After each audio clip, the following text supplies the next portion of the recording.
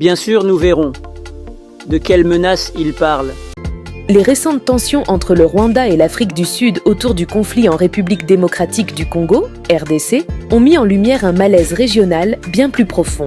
Alors que Pretoria accuse ouvertement Kigali d'être impliqué dans la mort de 13 soldats sud-africains en RDC, tués lors d'affrontements avec le groupe rebelle M23, cette escalade verbale révèle une vérité gênante: le rôle trouble du Rwanda dans l'instabilité chronique de l'Est congolais. Les déclarations du président Cyril Ramaphosa, s'appuyant sur des rapports onusiens documentant le soutien rwandais au M23, n'ont rien d'une provocation gratuite.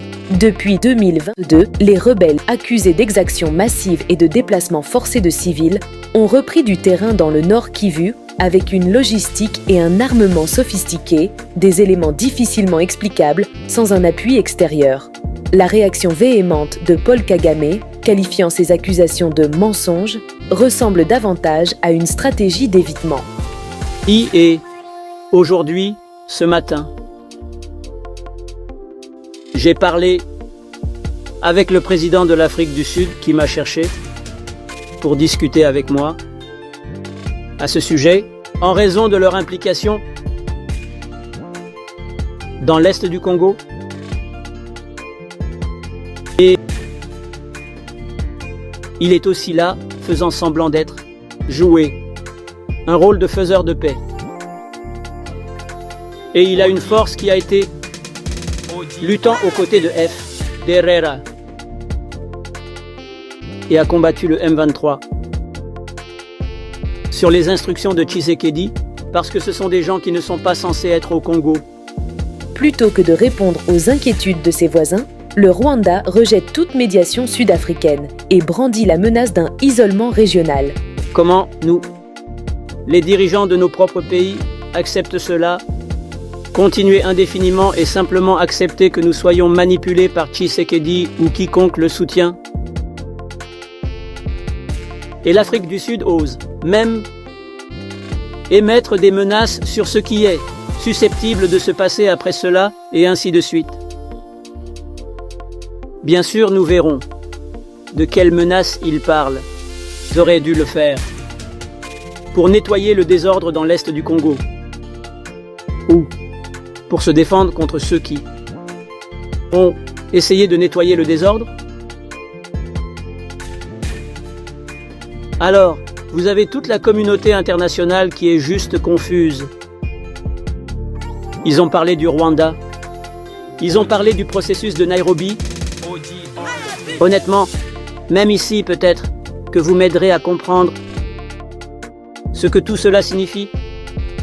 Les processus sont devenus une fin en soi, et les personnes qui dirigent ces processus,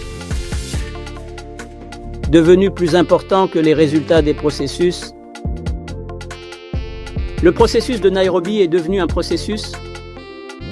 Ensuite, le processus rwandais, c'est comme si vous ne pouviez rien dire qui déplaise au président Lorenzo. Le président rwandais bluffe-t-il ou s'appuie-t-il sur des soutiens extérieurs? Paul Kagame est à la tête d'un petit État des Grands Lacs d'un peu plus de 26 000 km². Un État minuscule en comparaison des plus de 2 millions de km² de superficie pour la République démocratique du Congo et plus d'1 million de km² pour l'Afrique du Sud. Cette dernière déclaration sur X adressée à son homologue sud-africain constitue presque une déclaration de guerre. Le dirigeant du Rwanda remet en cause la présence en RDC de la mission de la Communauté économique d'Afrique australe, la SAMI-DRC, au sein de laquelle Pretoria fournit le plus gros contingent. Le message de Paul Kagame illustre un isolement de plus en plus fort sur le continent.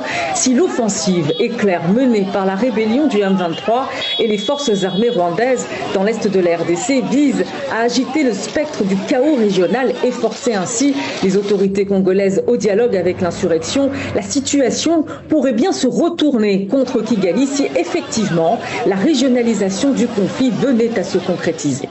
L'étude du président rwandais montre qu'il s'appuie encore sur l'omerta et l'inertie de la communauté internationale, plus précisément l'ONU, l'Union africaine, l'Union européenne et les États-Unis. Même si l'Allemagne a annoncé la suspension de son aide en direction du Rwanda et si le Royaume-Uni menace de le faire, il est certain qu'il bénéficie d'une certaine complaisance de leur part. Mais si en quelques jours, le Rwanda et le M23 sont parvenus à déstabiliser le voisin congolais, le temps joue contre eux. D'abord en raison du bilan humain catastrophique, des exactions sur les populations, des bombardements sur les hôpitaux notamment. La communauté internationale commence à durcir le ton à leur égard, au risque d'être accusée de complicité. Et surtout, le Rwanda et le M23 ont des raisons de craindre le soutien de puissances africaines à la RDC qui ne devraient pas fléchir, selon le président sud-africain. Une posture qui alimente les suspicions. L'Afrique du Sud, engagée dans la mission SAMI-DRC en RDC, ne joue pas les fauteurs de guerre.